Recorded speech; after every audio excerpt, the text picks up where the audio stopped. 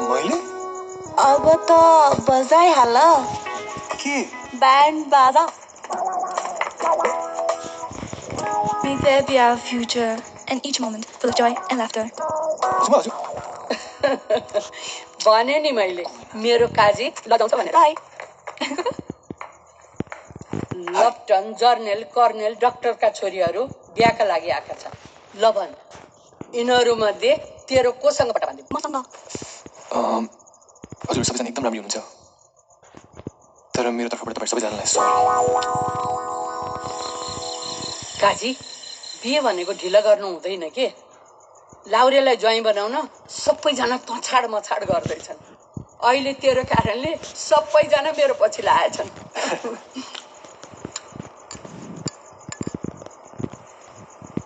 हजुरमा केशरी याद छ के सर वीरकोट भोपाल मानसिंह ए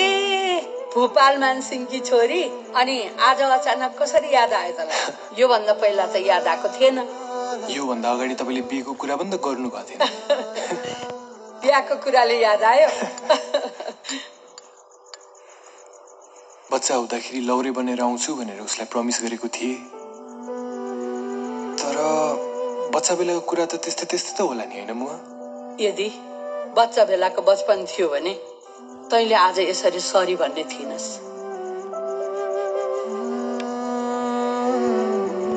त्यसो भए उसलाई म याद होला त म एकचोटि बिरकोट जाउँ मुआ जान आफ्नो मनको इच्छा पनि पूरा हुने गाउँठाउँ पनि घुमिने तेरी आमाको मनको इच्छा पनि थियो तैँले गाउँकै केटी बिहे गर्थे हुन्थ्यो भन्ने कुरा कतै त्यो इच्छा पनि पो पूरा हुने हो कि उसको बिहे भइसकेको रहेछ भन् त फेरि काजीले त आफ्नो प्रमिस पूरा गर्यो मैले गर्न सकेन भनेर फेरि उसको मन दुख्ने हो कि त्यसो भए तैँले आफूलाई काजी भनेर नचिना अगाडिको कुरा तेरो आफ्नो भाग्य हो विचार गर्ने फेरि उसले माया गर्ने अरू पनि कोही छन् कि